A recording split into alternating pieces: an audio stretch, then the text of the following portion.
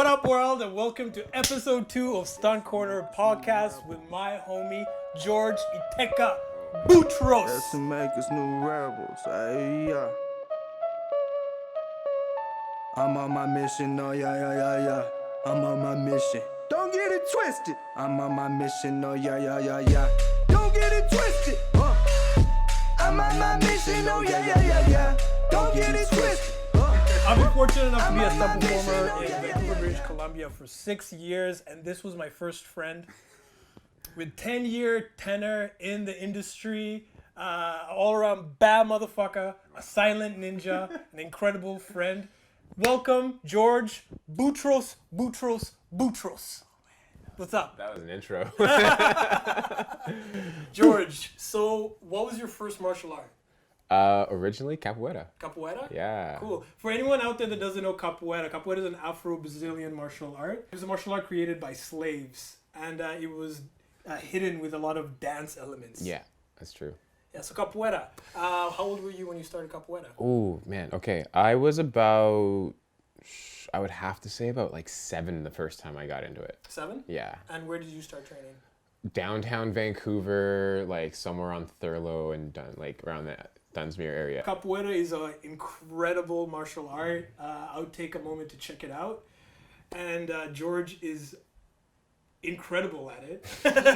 Oh. Yes, I would say you are. And so, what are, besides the movement aspect of Capoeira, besides the fighting, there's a huge spiritual aspect to Capoeira, you know, with the music, the rodas. A roda is an event where capoeiristas get together in a circle and they'll play music, traditional Capoeira music, and they'll have a conversation or a dialogue through movement. Yeah. And what are some of the spiritual elements of Capoeira that interested you? Was it the music? Was it the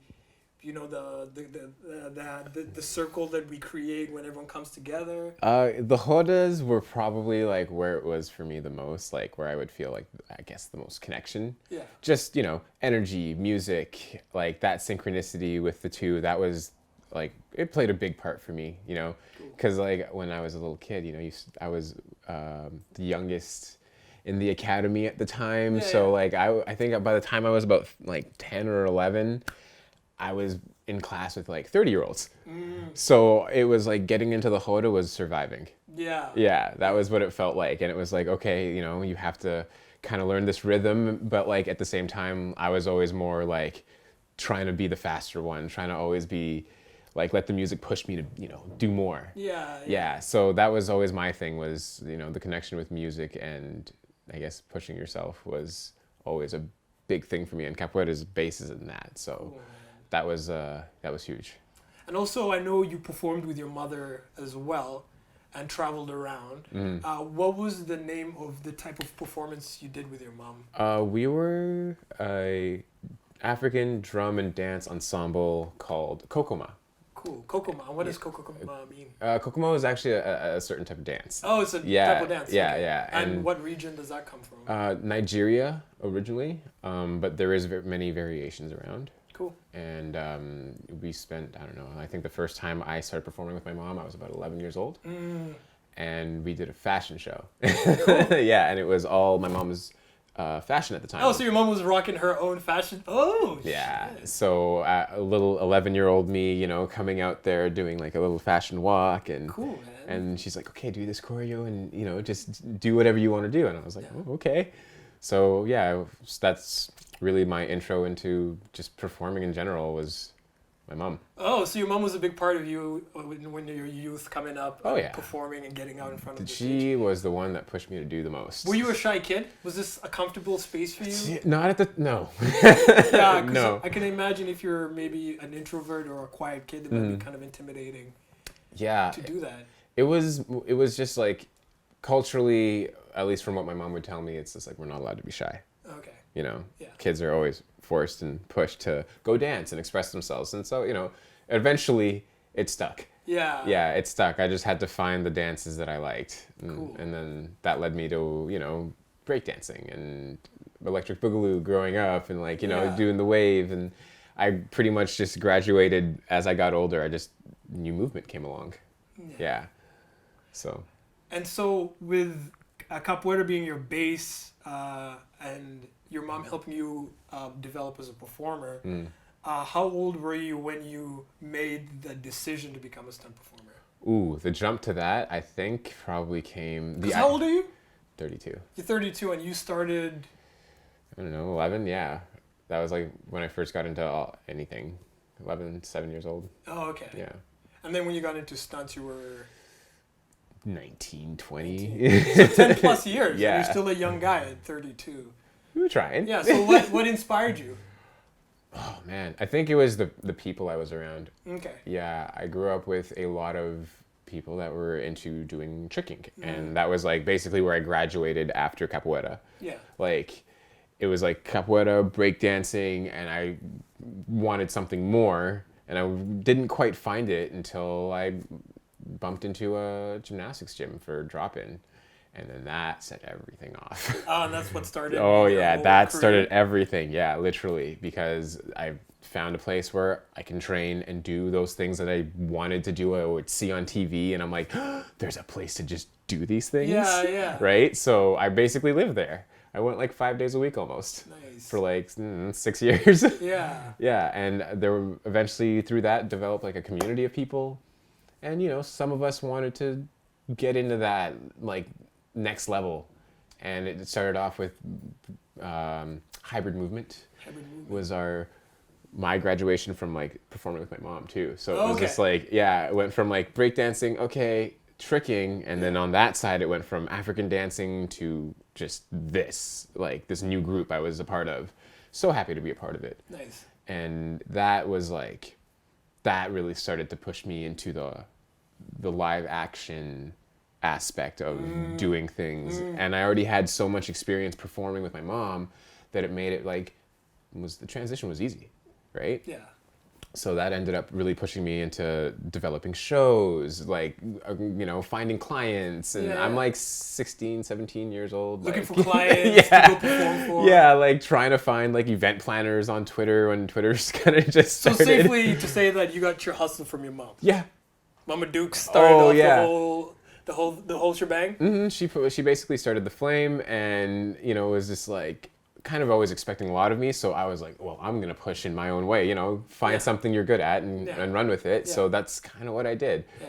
And that led me to perform with like circus people. Sometimes I would bump into stunt people, and eventually I started realizing that was more of the thing I kind of wanted to do. So through collaboration, you found your way into this community. Yeah.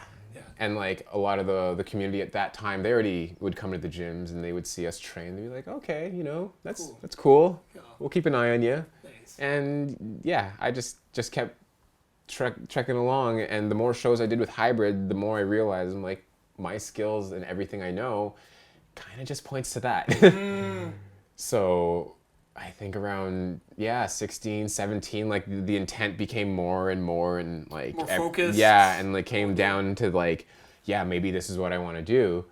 And I think my first gig was Percy Jackson. Percy Jackson, nice. Yeah, and I was about just turned 20 years old, and Still a baby. still a baby. Yeah, I was like, I'm gonna try. Yeah. I had my car, and I was like very happy with myself, and I'm like, Yeah. let's try this out. Yeah. And went to the audition, and somehow someone, so was like, come along. You get to come. So for anyone out there that wants to be a future stunt performer or follow any sort of movement, what I've kind of gathered from George is that collaboration is vastly important, and the community you develop through collaboration can lead you to where you want to go.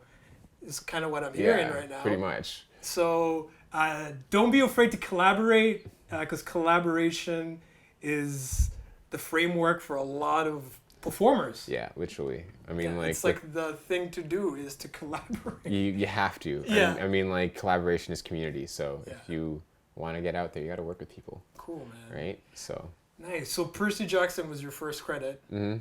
And what was your first intense stunt? Like, what was the first one that He was like, oh shit, this is the job now. Because it's easy to romanticize a career until you get into it, and then you're like, oh shit, I gotta do what? Yeah. Okay. Well, I mean, there were a few of those moments, I guess, because when I first got into it, I was, kind of afraid of everything still. I was like, ooh. Yeah, you're 20. I'm like, yo, what's that? Yeah. I gotta do that. Okay. Yeah. All right. That's the norm? Yeah. Okay. But I think that one of the biggest moments for that, or at least the first ones, was working on Arrow. Yeah. Okay. It was working on Arrow. Arrow is probably where I learned how stunts could be. Oh yeah. Okay. That was the show that like taught me the intensity of stunts. Cause go. Yeah, you've been on the show. You Yeah. know. Positive impact. Yeah. The word positive impact refers to when you're doing a fight beat. Let's say me and George are doing a fight beat. Positive impact would be me hitting him. For real. Yeah. For real. So there's no faking it. Yeah. And there's some shows that they're really good shows. The ones when you're like, wow, that looked like it really hurt. This chances are it really fucking Probably hurt. did, yeah. So I guess that show was probably the biggest one, and I could say the most memorable one, I think, is I come to work one day, and I go to the rehearsal, and they're like, yeah, come over, George. And the coordinator walks down the road with me, and he goes, okay, you see this tank right here? Yeah, I want you to fight someone on top of it, and then you're going to get suplexed off of it while it's moving. With suplexed off. Meaning someone's going to headlock me, grab me by the belt, and like literally just pick me up, and we both go over. I hope you have this on your stunt reel so we can show people. Yeah, it's somewhere there, yeah. Nice. So, that one was the most... So suplexed off a moving vehicle. Yeah. That was your first intense stunt. Yeah. I would say that was the one that really was just like, man, okay, this is my morning. Yeah. Okay. And so when you accomplished and you did it, what was the feeling after? Because I can imagine that's kind of addictive. That's why we do this job, right? Yeah. You get addicted to what's the riskiest thing I can do and get away with it. Yeah. Is that when you caught the bug? when you got suplexed off a moving vehicle? Yeah, I think that was just one of those ones where it was just like, damn, I did that. Yeah. I did that. And like I know like how much like fear sometimes I could have inside of me. I'm like, yo, I'm sometimes a bit of a scaredy cat, but I did that. Yeah. So okay, we've reached a new level of like what it means to do this job. Well, I think as a strong performer, that fear is healthy, right? Because that's what keeps you... Like, I would describe myself as a stunt performer as a grunt. You're like a specialist. Like, you're like the dude, you're like an air ninja. You're like a fucking cat who always lands on his feet and shit.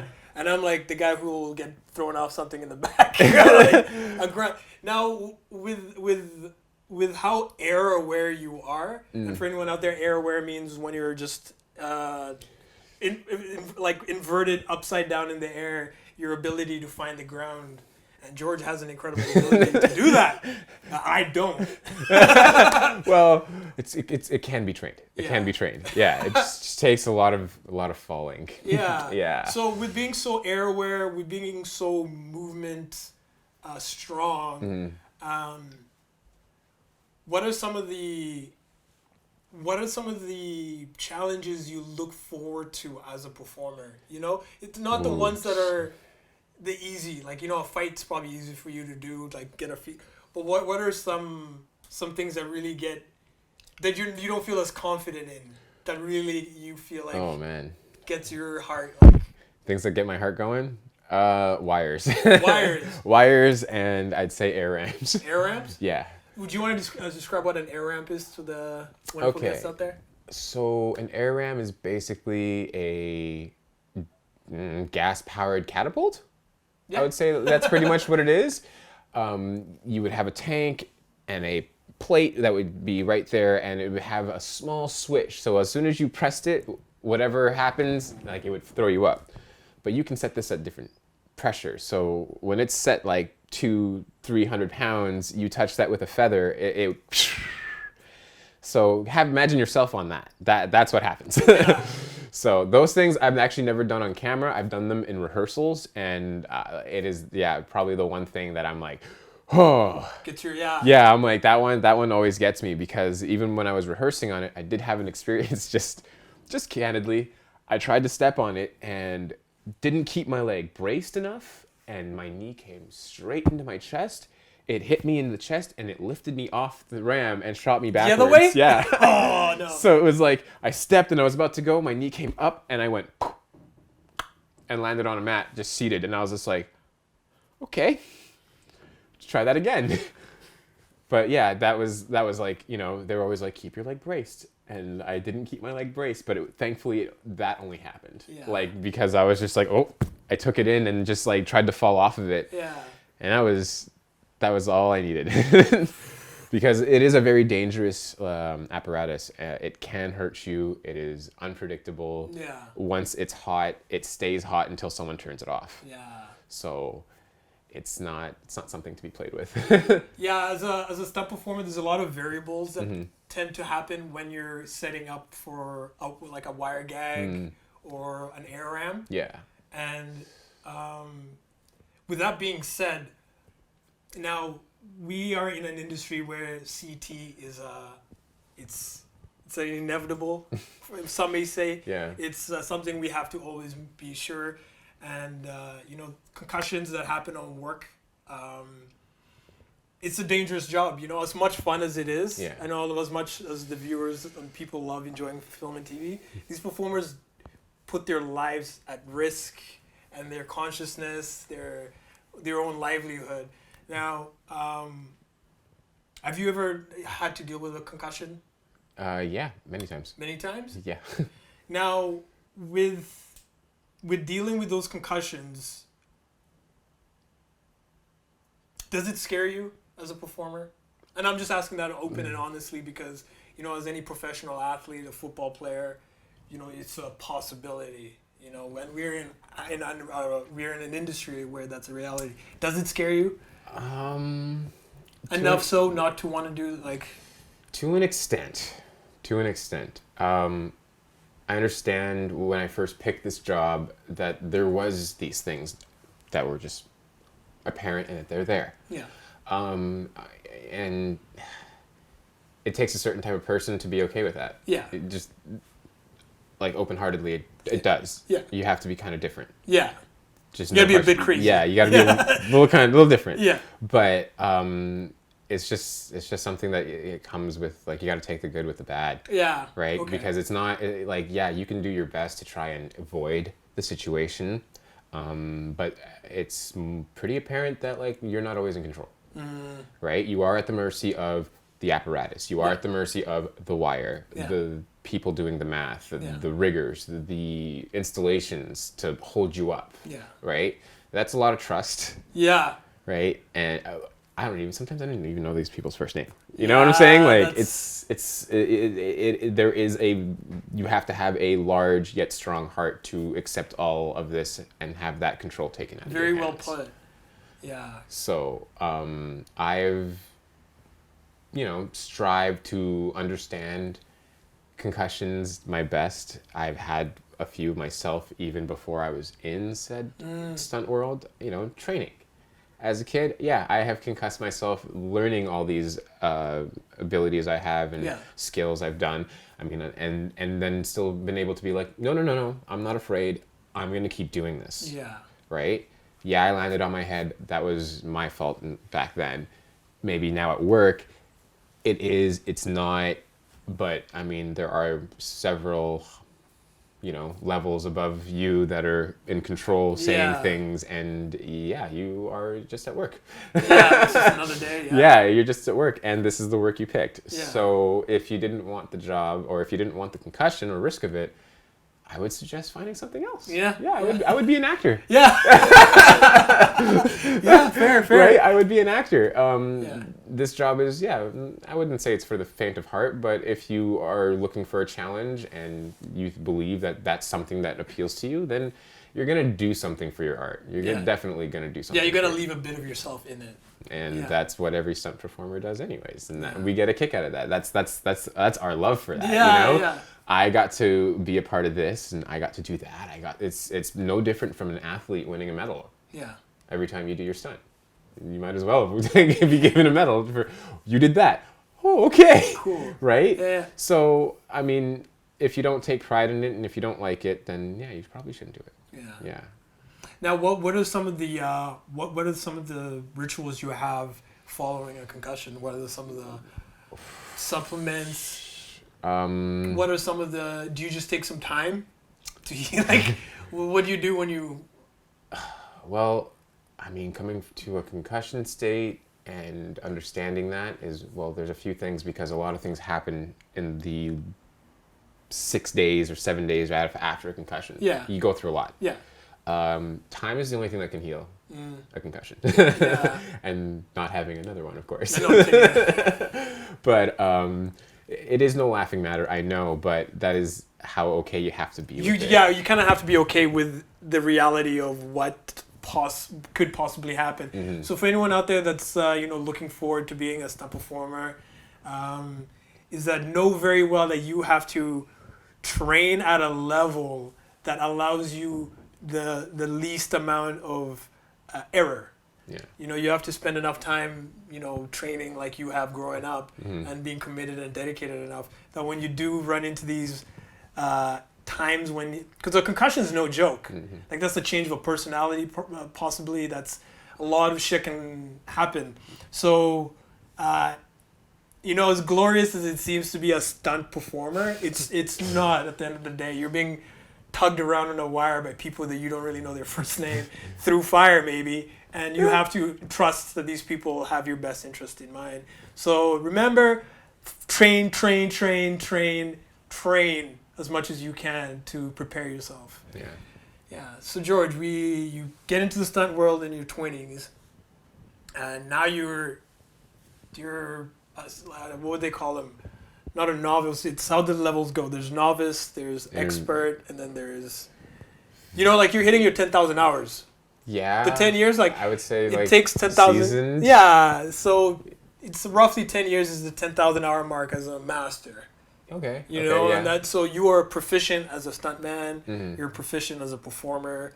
What is some of the things you're looking forward to?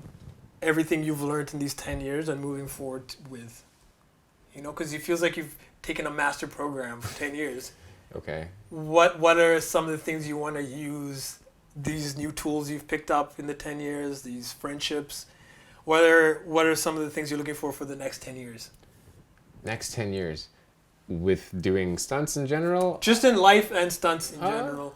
I mean, like, gaining the skills and, like, the knowledge I've gained now, like, I do want to make my own content, right? And that's something I've been slowly dabbling in kind of as the next step to my evolution in myself and doing art and being, able just to put things out there. Yeah. I like stories. I like script writing. So I've been just kind of like every now and again, I find myself going back to doing some script work, right? I've got access to a plethora of performers who are all skilled, and who I've, gained a lot of respect for and vice versa. So I can, have them come maybe help me on my stuff. Yeah. So that's kind of where I want to go with it. And hopefully, I don't know, you never know. Maybe there will be a TV show that I wrote and it's out there and everyone loves it. And Cool. It stands the test of time. So you're just a storyteller through and through. So any aspect of the industry, from the creating to the performing, you're just getting better at all that. Yeah, like it's basically what I've been doing my entire life. So it's like, helping my mom come up with shows and like understanding like, just how to design an experience for people to watch, because like, well, let's face it, we need that. Yeah. Right? So I would say that is pretty much what I've been doing this entire time. When people watch me trick, or it's like, oh wow, your moves are so floaty, I feel hype when I watch you, and I'm just like, yeah, that's the idea. Yeah. That's still storytelling as far as I'm concerned. Yeah. So I want to just keep pushing, keep evolving in that way. That would be it for me.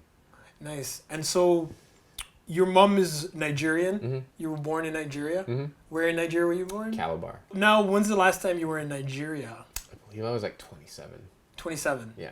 Nice. And were you there visiting family? I was there just relaxing for Just once. relaxing. Yeah, I was just. And 27, was this when you were working for DC Legends Yeah, like. of Tomorrow? Yeah, Legends of Tomorrow. I was doing the Firestorm gig. Yeah. Yes. So George was playing the doubling. The Franz Drame. France Drame, who Yeah. was in Attack on the Block. Oh yeah. Yeah, I and it remember was that. playing Firestorm. Firestorm on Mhm. DC's Legends of Tomorrow, and George was doubling in for a few years. I was doubling for 4 years. You were his homie, man. I was Yeah. his homie. Yeah, we were tight. It was a good Nice. time. Nice. So that time you're in a good place in your career. Mm. You're in Nigeria, just relaxing. A lot of NGOs tend to push this idea of poverty in Africa. Oh, you mean like the for $1? Yeah. And when you go to Africa, what you realize is like it's an incredible, beautiful place, you know, and a lot of the conflicts are happening in a very small percentage of the country. Now, when I was there and I got to see how incredible Africa is, you know, I got to feel the pride. Mm. Now, when you were in Nigeria, were there any interesting, like, epiphanies? You know, like when you get to be in this country where people are trying to survive, you know, people are trying to make it, and you, by all rights, down there made it. What are some of the lessons you took from leaving Africa after that? I mean, when I went to Africa, like, I got to experience like living in Lagos, right? And that's basically like the New York of Africa in a way, right? Yeah. So, everyone there is hungry to get out, hungry for anything, Yeah. right? And you come here and it's no different. This is one thing I've realized, like, whether you're over there or over here, everyone is still surviving and everyone is still grinding to the top. Like, it's just different. Yeah, it's just a different type of grind. Yeah. Okay. That's really what I took from it. And I was like, I got to see my cousin who I've seen him like 4 or 5 times in my life. This is it. And I got to see how he hustles and he grinds, and like, you know, I hung out with him a lot, and that just showed me, I'm just like, man, you're just like me. Like, you're just exactly like me. Wow, you're suffering, but you're trying to fight for your meals. You're trying to fight for your bills being paid. You're trying to figure out your life. And I'm like, dude, we're all the same. Yeah. So Okay. that's kind of what I got from it. Like, the whole like way that we're being portrayed as a country, I know it seems like it's kind of insulting, really. It is. Like, it's very insulting. I don't know how many times I have to hear Sarah McLachlan's "In the Arms of an Angel" when I'm watching an infomercial for Africa. I can't handle it. For only $1 a day, I was like, no, these like, are strong, beautiful people. Yeah, exactly. Like, they are. Everyone is robust, strong, and talented. Yeah. But not just. There's no one looking. Yeah. No one gives them it's perception. Yeah. You know, and we work in an industry where we manipulate perception. Exactly. That's what film is. And the perception currently being focused towards Africa is a very weak place that we're supposed to feel bad for these people. Yeah. But it's not, you know? And it fucks with me, especially because we do work in a very illusionary industry. You know, it's film, it's art, it's escapism. And when I see that energy of perception focused towards this country and highlighted in such a weak way, it's kind of unfortunate.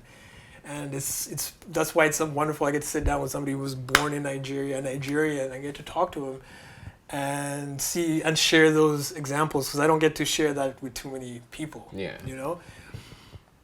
So you get back from Nigeria, you get to work, and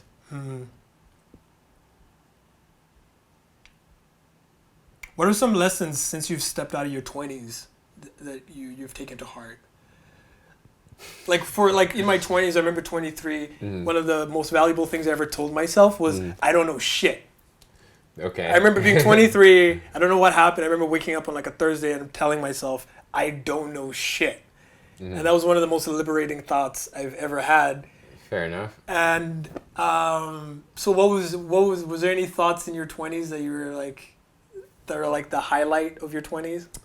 Thoughts oh man. Well, through my 20s and like busting my ass trying to get into stunts, like, that's the thing. Through like through my 20s was literally me trying to get in. Okay. Yeah, right? So like from when I started till like not about 25, man, I wasn't, you know, I was like the starving artist. I was like, oh man, I gotta train.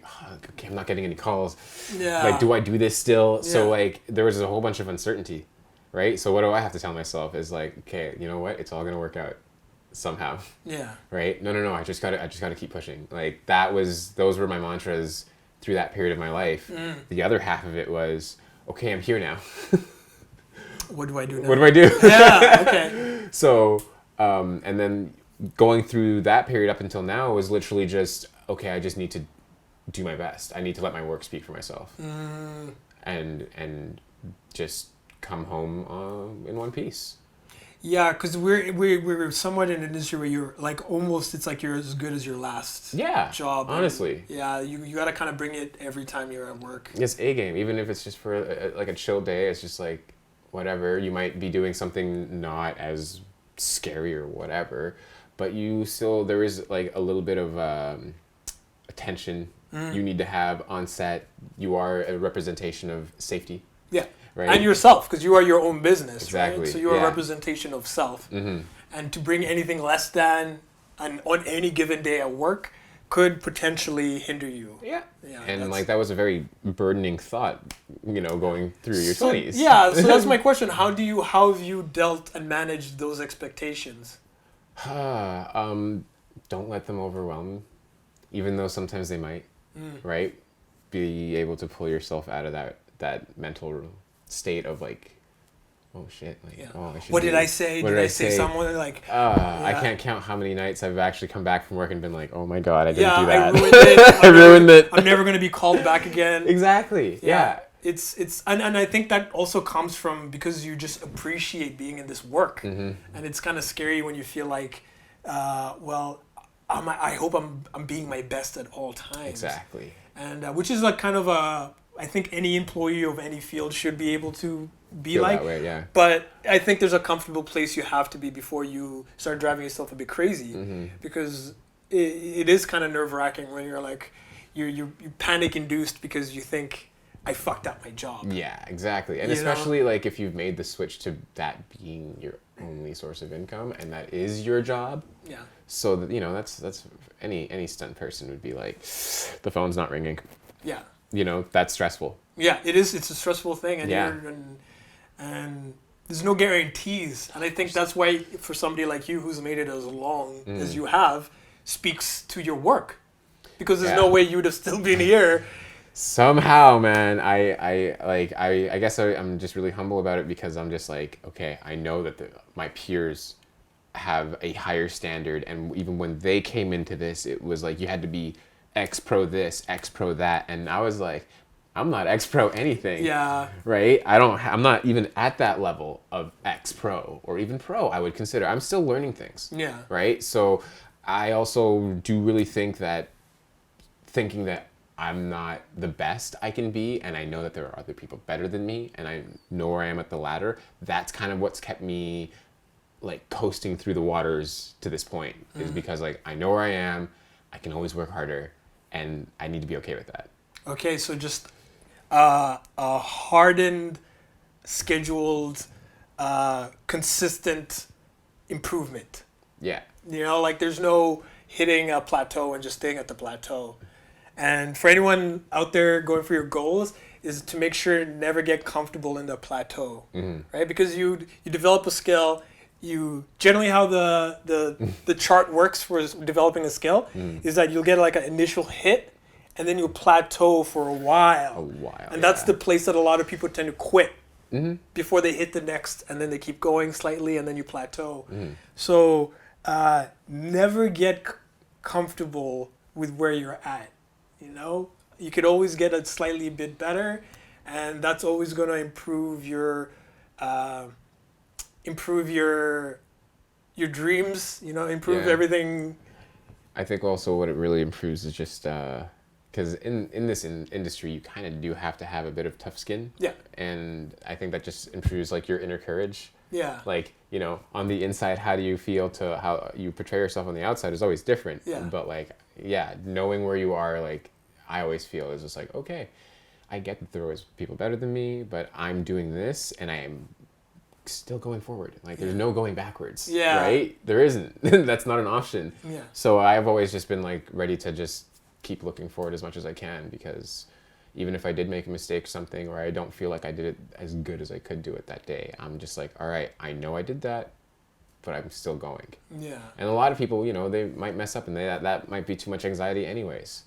And they will not show Make up. it. Yeah, they will not won't show make up it. anymore. Yeah, you do definitely have to have a tough skin to kind of survive this industry. Because you are your own worst critic. That's the Yeah. problem. Especially if you're this artist. Yeah. That you're doing these physical things. And artists tend to already be pretty Yeah, sensitive exactly. as it is. So like you're sensitive about your work and you always want to do it well, but like it's in a place where there's like a lot of money going on. There's a lot of levels of hierarchy that's going on, and it's just coming down to you doing the thing on the camera. Yeah. Right? Like once I started realizing the inner workings of set and how everything is, and like how it all comes down to you doing your thing, it's just like, yeah, there is quite a bit of pressure. Yeah. And I need to be okay with that. Yeah.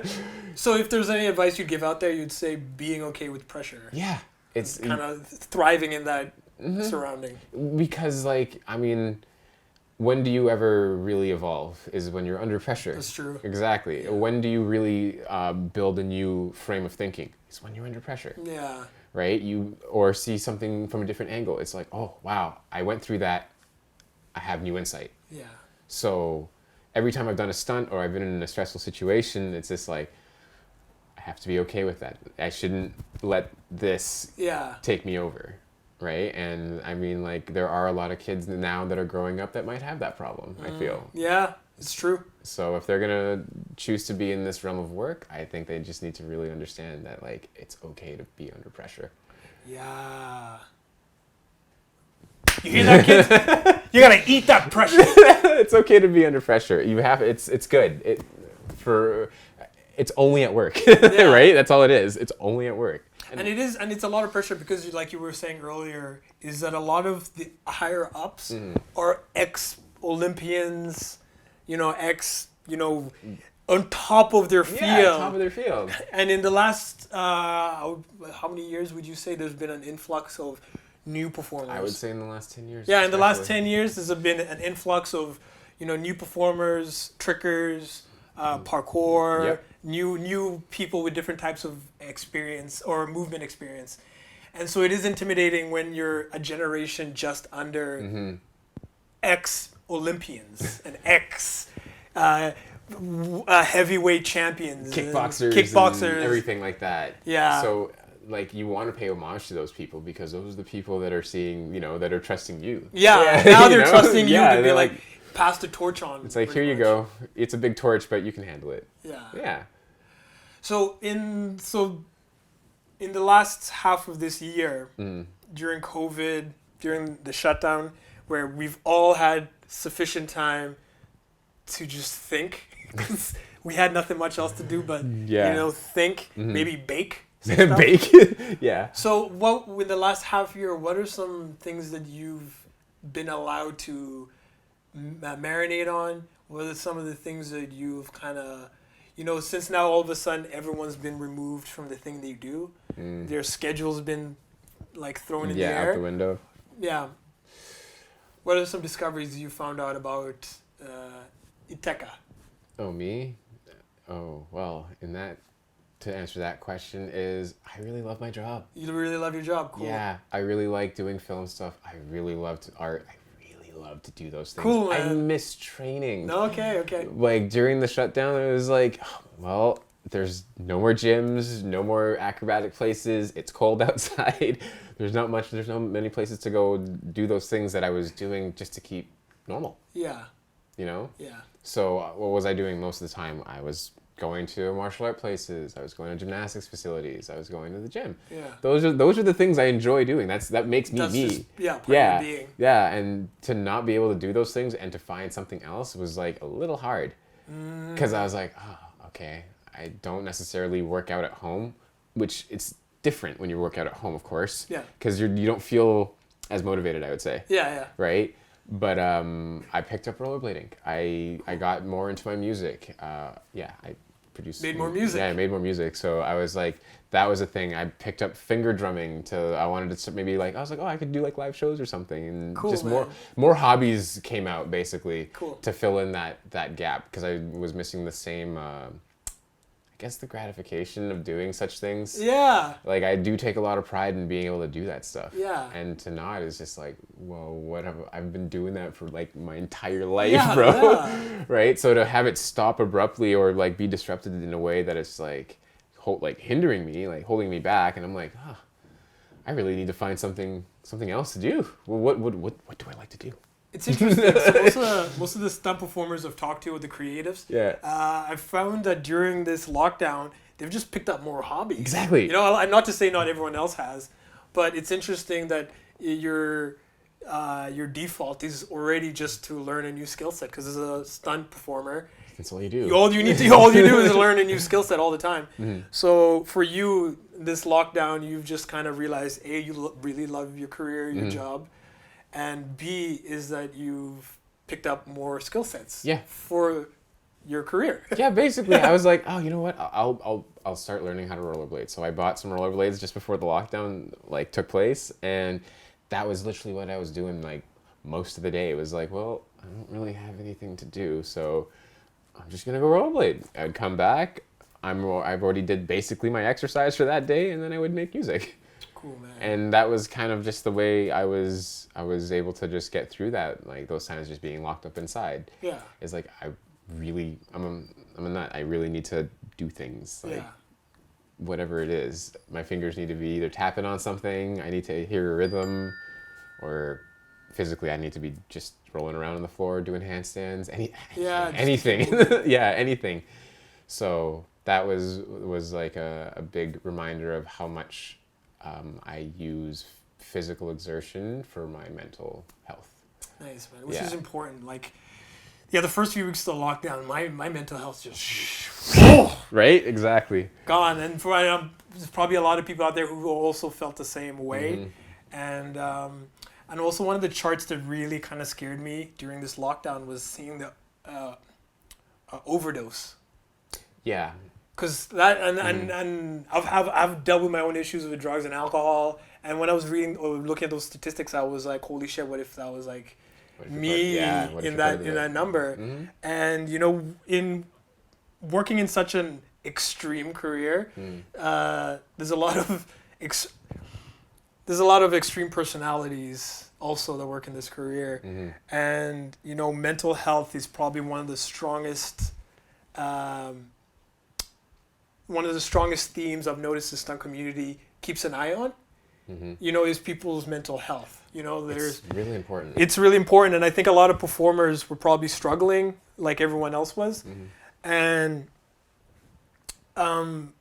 what are some things you use for your own mental health? Is it the music? Is it the skill sets that find you when you find yourself kind of slipping? Because I know some people are more prone than others. I'm very cognizant about the people around me, Yeah, okay. you know, and where I'm putting my energy to. Now, do you have any tactics you use when you're dealing with, like, you find yourself in a depressed state? You know, because this sometimes can be a very anxiety-inducing career. Yeah, it is. So how do you cope with the mental health side of it? Well, once training has, done its thing, and I can't do that, or maybe I'm too sore or whatever, and it's still at that point, honestly, time. I try, my problem is like, once I get into those states, I really shut people away. So I have to fight that. That is my depression fighting. I'm the same way. Right? Yeah, that's a common trait too. Is you start withdrawing from people slowly. Yeah. Okay. And that is like a big thing for me too. So that is what I spend most of my time trying to satiate and go the opposite of, because I find that, like, okay, if I'm around people, then I don't have time to feel that way. Right? That's so important what you just said. And for anyone out there feeling like that, feeling depressed, remember the one instinct you do have is to pull away. Don't. Community is literally will save lives. And so for anyone out there, if you ever feel yourself like you're withdrawing and you don't want to be around people, that's the time you should push yourself towards people like George was just saying. Like, I don't know. There's always people that I would call or just to touch base with. Yeah. Not even to talk about the problem itself, just to say hi. Yeah. Right? Like I would say to anybody, just send a text to someone. Even if it's just hello. It's better than it goes a long it's way. better than not doing anything. Yeah. Right?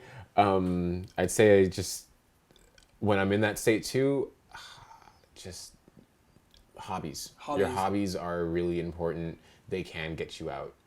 I would always find if I don't have, say, like the right person around me, and I do owe a lot to my girlfriend. She does keep me on the straight. Shout out to my girlfriend. Shout out to wifey, Nikki Yes. Lockmatter, because she holds me down too. Stephanie Lamb. Right? If I didn't, that makes it a lot easier having someone around just to, remind you that you were actually slipping. Yeah. Because you don't see yourself No. sometimes. You just start getting a certain way, and like you consciously like seeing through your eyes, you don't see that. Yeah. So it is always nice to have someone just be like, hey, you're doing that thing again. Yeah. And, we talked about this. And it's like, yeah, you know what? You're right. Yeah. Because it's hard sometimes for you to personally see your own blind spots. The tendency to want to pull away is a dangerous one. That's a dangerous You want to one. surround yourself with supportive community of people, and also know that you're not the only one out there. You know that everyone's kind of dealing with mental health. It's a serious thing. Yeah. And I think I'm fortunate to. We're fortunate to work in an industry where that conversation does come up. Yes. People do look out for, if something's up, people like, hey, are you okay? You check out. And I think out of a lot of departments, we're fortunate in stunts because our lives are in each other's hands. I've mentioned this before. Yeah, this is true. And so, yeah, look out for community. That's what I'm trying to say. With that being said, is there anything you want to kind of talk about? I mean, like... Is there any realm you want to speak on?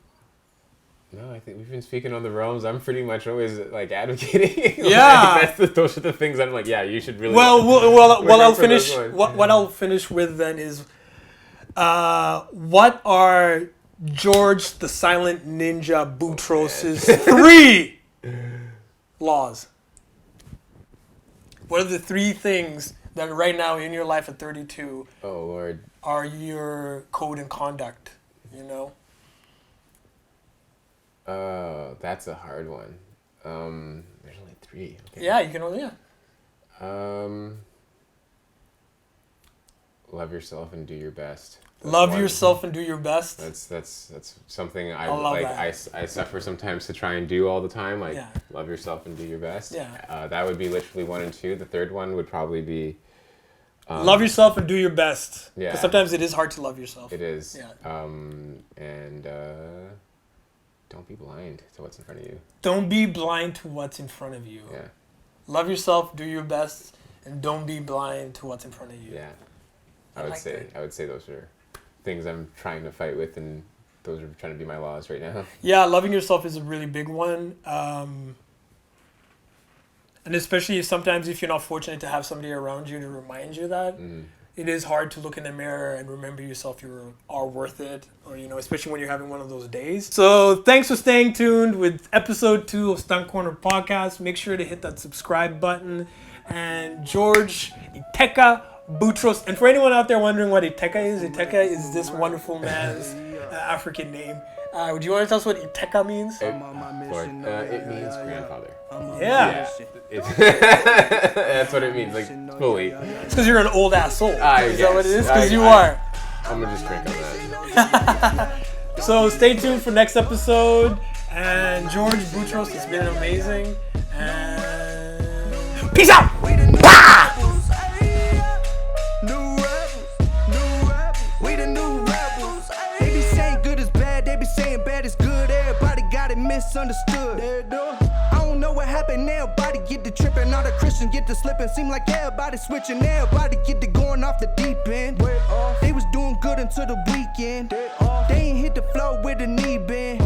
They was going strong but had a weekend.